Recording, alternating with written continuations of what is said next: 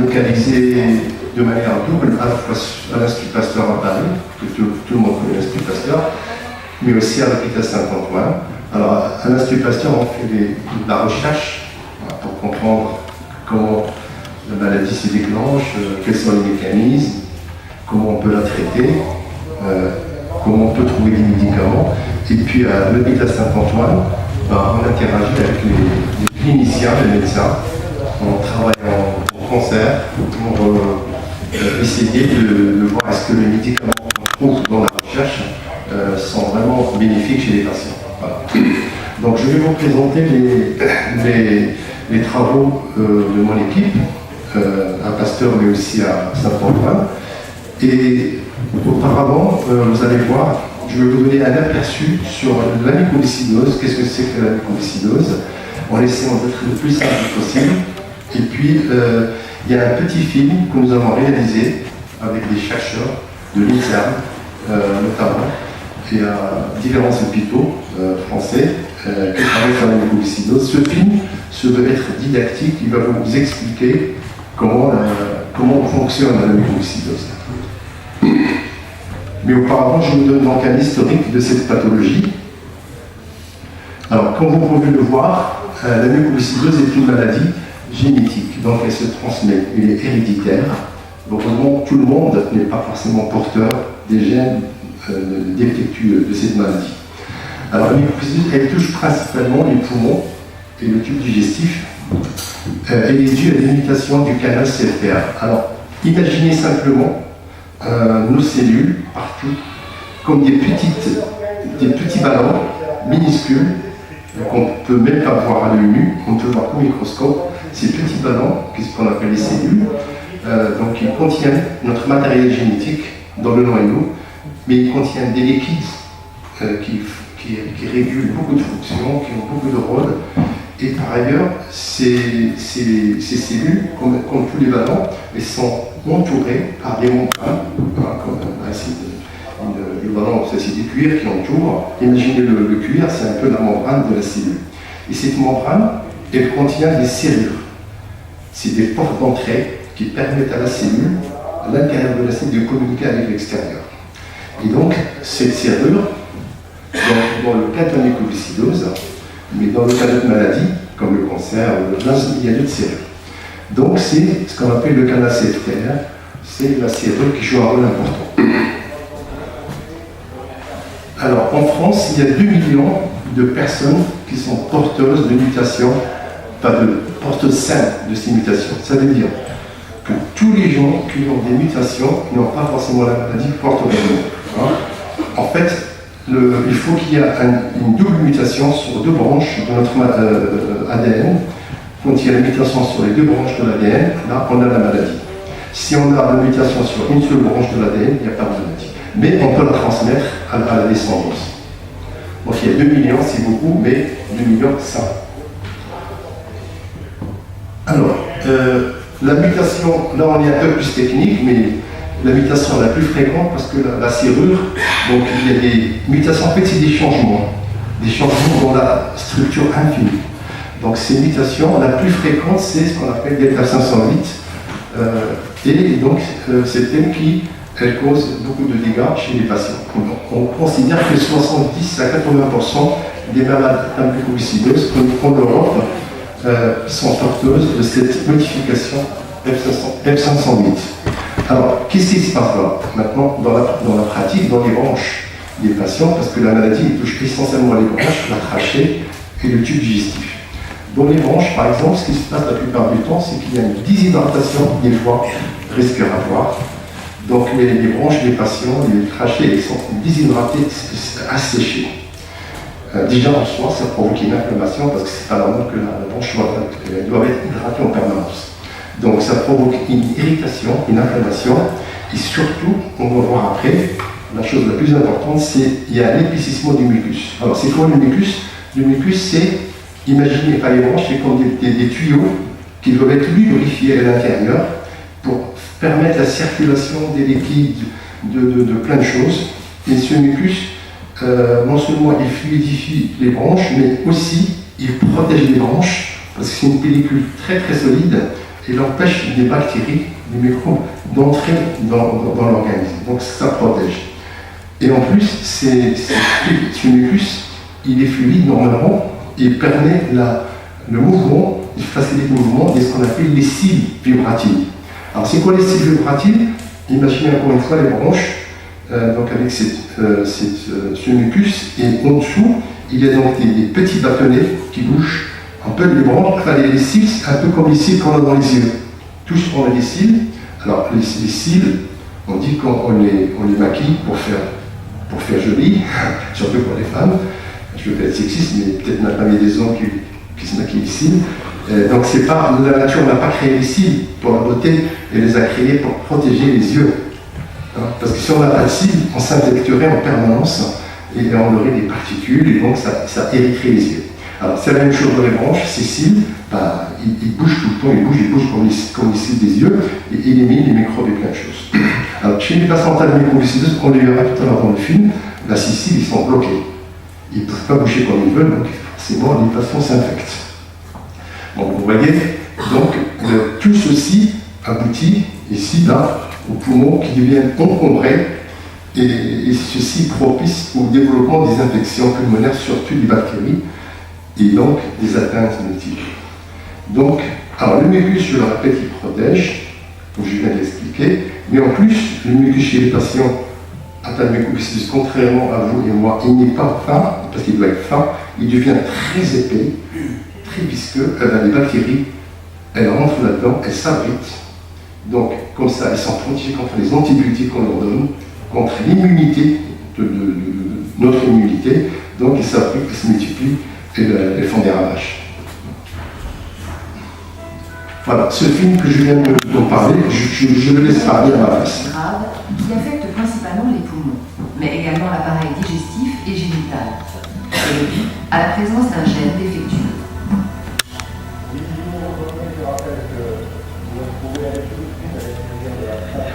Chez un individu sain, l'appareil respiratoire est recouvert d'une substance visqueuse et glissante appelée mucus.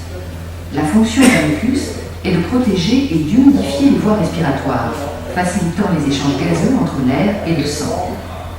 Il empêche, en les piégeant, des substances nocives inhalées, comme les poussières et les bactéries, d'atteindre les poumons.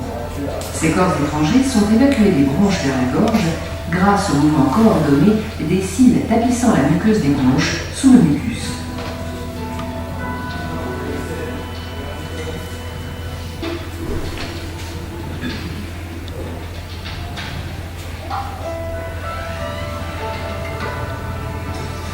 Dans les cellules de cette muqueuse, un gène, le CFTR, code pour une protéine du même nom qui permet le passage, à travers la membrane des cellules, d'ions Cl-, indispensable à la fluidification du mucus.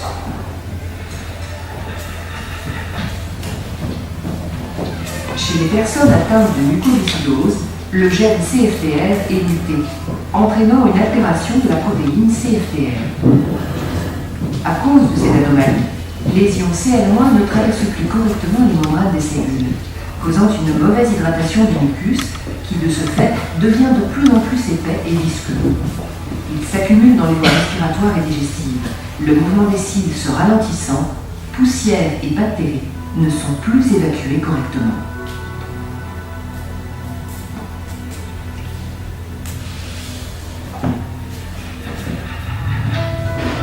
Les propriétés antibactériennes du mucus sont donc diminuées, ce qui favorise infection et inflammation chronique, pouvant s'avérer mortelle chez les personnes atteintes.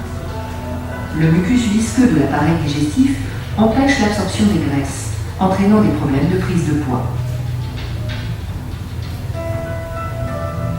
L'espérance de vie des patients atteints de mucoviscidose ne dépasse pas 46 ans. 85% d'entre eux décèdent d'insuffisance respiratoire. Malgré des axes de recherche actifs, dont la thérapie génique, la mucoviscidose est pour le moment une maladie inguérissable.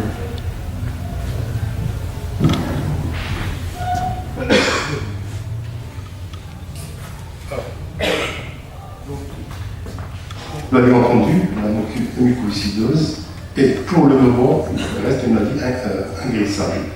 Heureusement, la recherche dans le monde entier pas uniquement en France, a permis donc des progrès de plus en plus innovants, de plus en plus efficaces. Mais je vais vous parler à la fois de ces progrès, mais aussi les travaux de mon équipe. Qu'est-ce qu'on fait pour essayer de prolonger la vie des patients. Donc ici, comme on peut le voir, c'est ce qu'on a dit tout à l'heure dans le film, vous avez ce fameux canal serrure, c'est cette terre en jaune, donc en temps normal, le chlore, donc, voilà, qui est à l'intérieur des cellules, dans les branches, normalement il sort par ce canal, donc il y a un équilibre entre ce qui est à l'intérieur et l'extérieur. Donc dans toute cellule, il faut un équilibre entre l'extérieur et l'intérieur. Dans le cas donc là, toujours dans les conditions normales, vous voyez je répète un peu ce qui a été dit dans le film pour vous expliquer un peu ce qu'on fait sur la base de ces données. Donc vous voyez le mucus, j'ai mis une échelle 1 ici. Donc la couche du mucus, c'est une personne normale, en des tranches normales, il est fine, il est fluide, il est solide, elle n'est pas très épaisse. Donc les bactéries ne peuvent pas rentrer, et en dessous, les cils, donc ils sont bien, ils peuvent faire leur fonction. Quand le canal est muté, donc vous voyez le truc rouge là, donc il y a un blocage, le chlore ne peut plus sortir à l'extérieur. Évidemment, il y a moins de chlore à l'extérieur, quasiment pas, et donc ça joue sur la fluidité, la viscosité du mucus. Donc vous voyez chez une personne atteinte de mucoviscidose, vous voyez, l'épaisseur du mucus est multipliée par 10. Donc impossible pour les antibiotiques d'entrer pour attaquer les bactéries. Donc qu'est-ce qu'il faut? Il faut réduire ce mucus, réduire le volume, la taille, etc.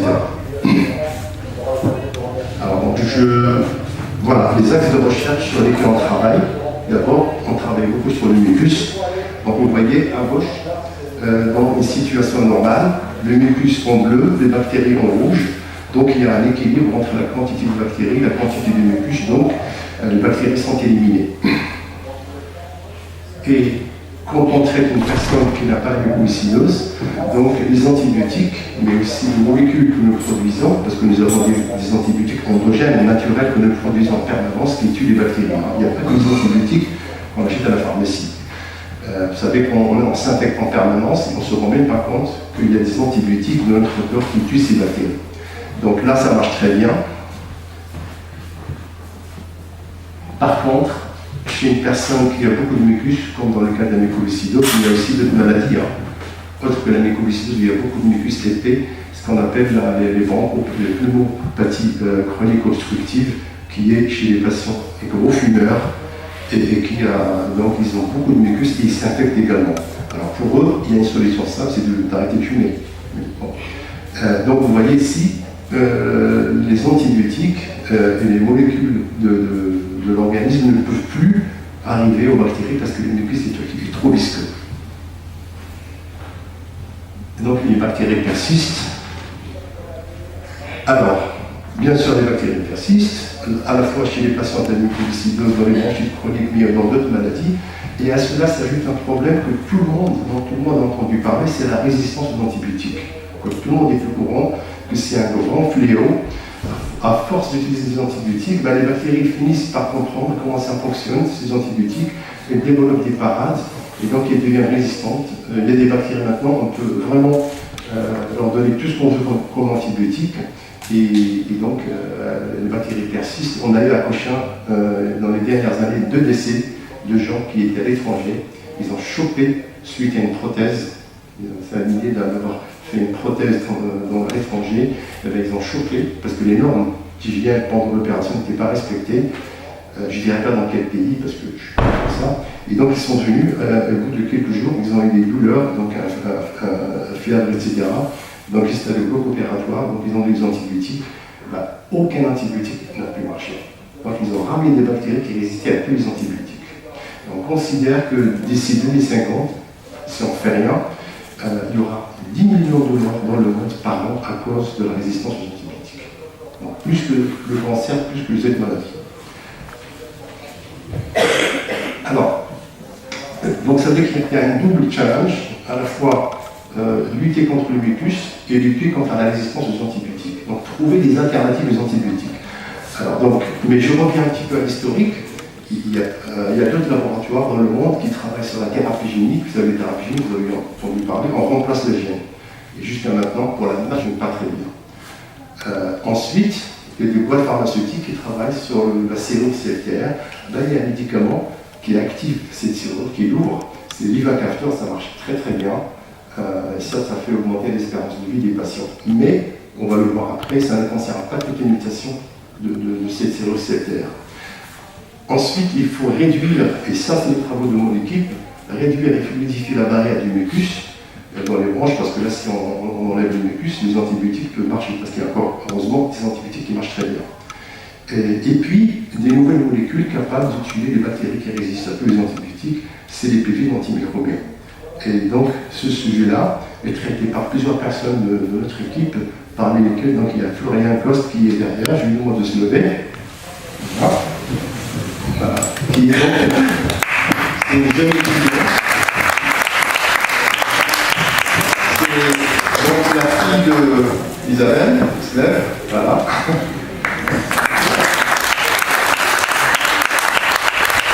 Donc voilà, c'est une fille de chez nous, de l'association, de la région, donc il a fait un joli travail sur le sujet. Voilà. Alors, l'ivacaftor, donc, vous voyez, je ne parle pas que du travail de mon équipe, des équipes dans le monde, notamment les Américains, ils ont fabriqué cette molécule, l'ivacaftor, qui va ouvrir le canal CFTR, le serrure, et ça marche très bien. Et là, on a au moins 5-6 ans de retour, il y a une rémission quasi totale chez une catégorie de patients. Mais les autres catégories qui ont d'autres mutations, ça ne marche pas. Voilà. Alors, donc, le mucus, comment l'attaquer on a passé presque une dizaine d'années de recherche et on a pu identifier à l'institution dans mon équipe, mais en collaboration avec d'autres laboratoires, des enzymes, des protéines qui stimulent la production du mucus dans la mucoviscidose. Et ces enzymes-là, on a trouvé un inhibiteur, une molécule qui bloque, qu'on appelle l'ATK. L'ATK, elle peut bloquer le mucus, le diminuer, et donc je vais vous montrer les résultats que nous avons effectués dans mon laboratoire. Donc, ATK est une molécule prometteuse pour réduire le mucus. Et donc, nous avons fait des études sur des cellules branchies que nous avons prélevées à un cochin des patients à mucoviscidose. Et qu'est-ce qu'on a fait? On a regardé la production du mucus par ces cellules dans des tubes. Vous voyez, à droite, sans la molécule ATK, vous voyez le mucus. Il est en rouge ici, vous voyez, en rouge et en bleu. Donc, il y a beaucoup de mucus. Les cellules des patients qui ont reçu l'ATK, il n'y a quasiment plus de mucus. Donc, c'est très prometteur. Bon, ça veut dire que ça marche sur les cellules, il faut que ça marche après chez les malades. Alors, je passe à l'étape l'étude antimicrobienne, donc sur laquelle travaille Florian, avec d'autres personnes. Donc, les pigments antimicrobiens, ce sont des antibiotiques naturels, pour faire simple, que nous produisons nous-mêmes en permanence. C'est-à-dire, des fois, vos yeux reçoivent des tas de microbes, ils sont éliminés par des peptides antimicrobiens que nous produisons. Voilà. Donc, vous savez, les ondes primitives n'avaient pas d'antibiotiques.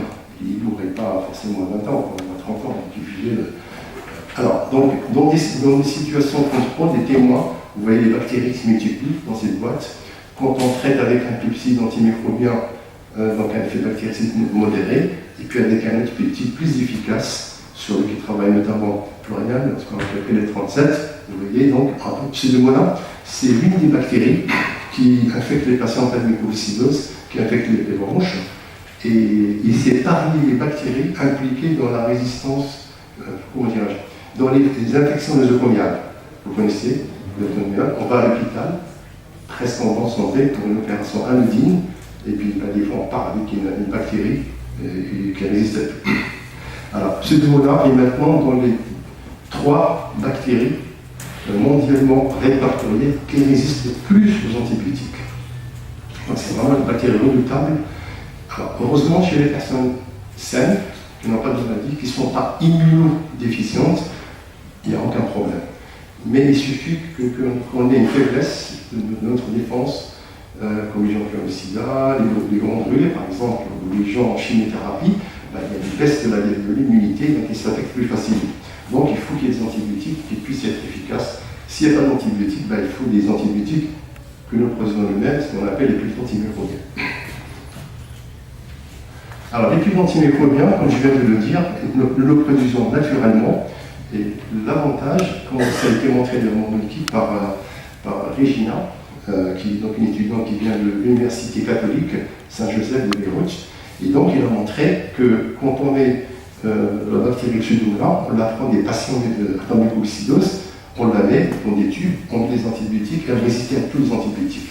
Et on met des pulsions antimicrobiens, la bactérie est morte en moins d'une demi-heure. Mais dans la mucoviscidose, l'action des pulsions antimicrobiens, vous vous rappelez, est entravée par le mucus visqueux. Toujours, si on n'enlève pas ce mucus, on aura toujours le même problème. Et en plus, et ça c'est le sujet de Florian, qui a montré des choses intéressantes, un jour il fera peut-être une conférence sur le sujet. Ces peptides-là, elles se dégradent dans nos poumons. Donc nous avons des tas de substances qui vont casser ces peptides, les couper, et donc ils ne seront pas actifs. Donc il faut protéger ces peptides et les faire passer la barrière du mucus. Donc, alors, pour faire passer la barrière du mucus, il n'y a qu'une solution, à ma connaissance actuellement, c'est qu'il faut le fameux inhibiteur ATK qui va enlever la position du mucus, donc il n'y aura plus de mucus, comme ça les peptides peuvent agir, mais en plus ces peptides-là, il faut les protéger contre la dégradation, et maintenant le futur, c'est des nanoparticules ou d'autres structures qu'on va enrober les peptides pour leur permettre de se protéger contre la dégradation, rester stable jusqu'à arriver aux bactéries pour les tuer. Mais la phase la plus importante, c'est qu'il faut ici faire des essais cliniques, parce que c'est bien joli de faire sur les bactéries sur les cellules isolées, il faut utiliser les patients. Et comme je disais il y a 2 jours, on parlait à table avec Yves et d'autres collègues, c'est que ça coûte très cher, donc il y a des assurances, parce que les boîtes pharmaceutiques, c'est les boîtes pharmaceutiques qui financent. L'État ne finance pas, la Commission par l'État ne finance pas la recherche clinique, les essais cliniques.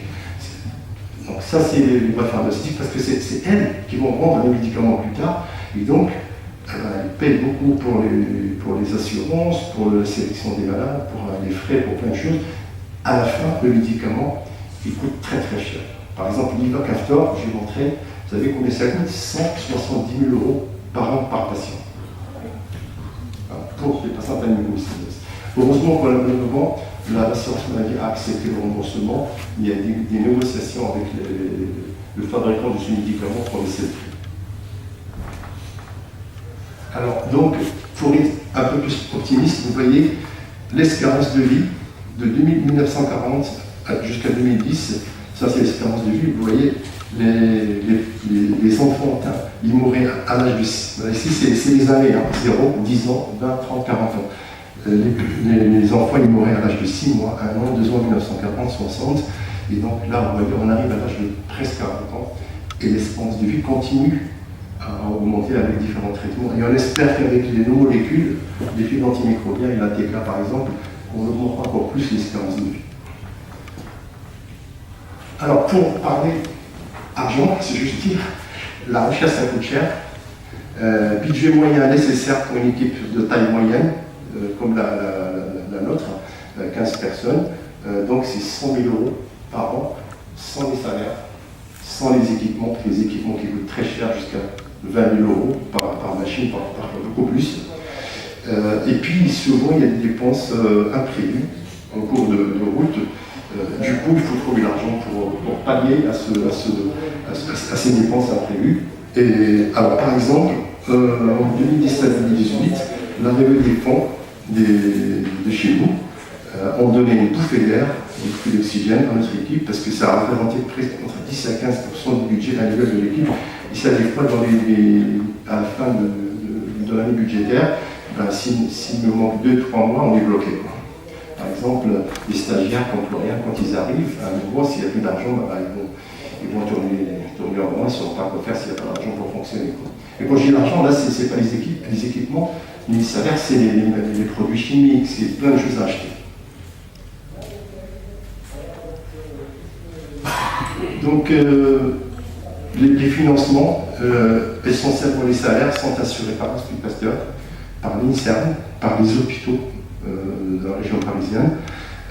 L'Île-de-France contribue, et puis, encore une fois, votre association a beaucoup aidé ces dernières années.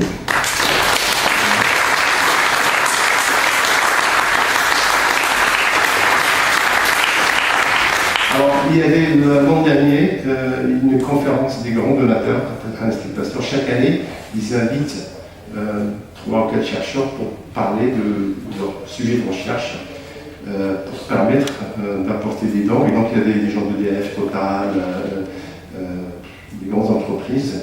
Et j'ai présenté le travail de mon équipe. Et parmi les gens qui ont financé, donc j'ai cité le motard du viaduc. Donc, les gens sont venus me voir parce qu'ils ne connaissaient pas. Donc je dis voilà, vous voyez le viaduc de Millau, donc voilà, j'ai raconté l'histoire. Voilà. Alors un clin d'œil pour l'équipe qui a contribué, parce que quand même bien sûr je ne fais pas tout ça tout seul. Donc ça en haut à gauche, donc c'est notre équipe, dans laquelle vous voyez Florian en rouge. Il y a des gens qui sont actuellement, mais d'autres qui vont arriver. Il y a Ariette Corvol qui dirige toute la partie clinique, c'est la chef de service clinique, côté clinique. Moi je fais beaucoup plus de recherche de clinique, et puis les gens des hôpitaux, des collègues du monde entier qui ont contribué au travail. Et puis je ne peux pas finir sans un clin d'œil au viaduc de Millau et à votre association.